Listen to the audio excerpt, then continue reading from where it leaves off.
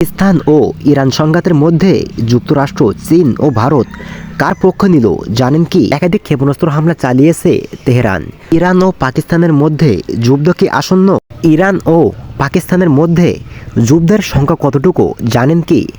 পাকিস্তানের ভেতরে জঙ্গি গোষ্ঠীর ঘাঁটি লক্ষ্য করে ইরান যেভাবে ক্ষেপণাস্ত্র, ড্রোন হামলা চালিয়েছে সেটিতেই অনেকে বেশ বিস্মিত হয়েছেন।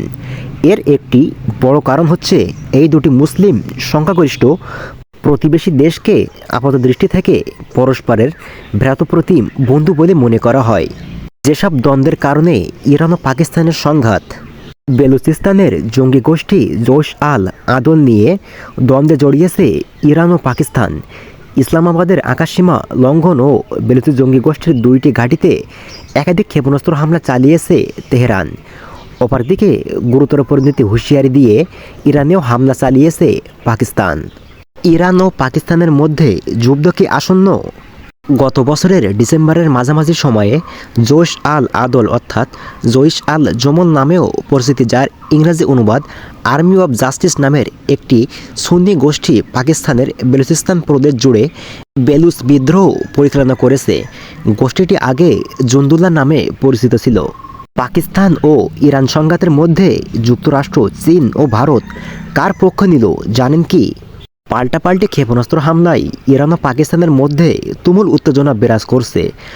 আজ বৃহস্পতিবার ইরানে চালানো পাকিস্তানি ক্ষেপণাস্ত্র হামলায় অন্তত 9 জন নিহত হয়েছেন। এর আগে গত মঙ্গলবার পাকিস্তানে চালানো ইরানের হামলায় নিহত হয়েছেন 2 জন।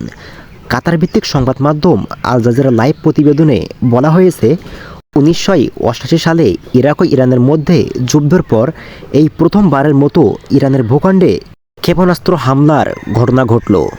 এদিকে মার্কিন পররাষ্ট্র মন্ত্রণালয়ের মুখপাত্র ম্যাথিউ মিলার সাংবাদিকদেরকে বলেছেন, একদিকে ইরান সন্ত্রাসবাদের মদদ দিচ্ছে, অন্যদিকে তারা সন্ত্রাসবাদ দমনে এসব পদক্ষেপ নেওয়ার দাবি করছে।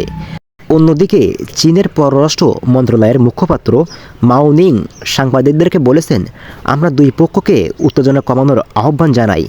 অপরদিকে পাকিস্তানের প্রতিবেশী দেশ ভারতও তাদের অবস্থান স্পষ্ট করেছে। দেশটির পক্ষ থেকে বলা হয়েছে, সন্ত্রাসবাদের বিরুদ্ধে তাদের জিরো টলারেন্স। ভারতের পররাষ্ট্র মন্ত্রণালয়ের মুখপাত্র বলেছেন, এটা পাকিস্তান ও ইরানের ব্যাপার। আমরা বুঝতে পারছি নিজ দেশের প্রতিরক্ষার জন্য দেশগুলো পদক্ষেপ নেয়।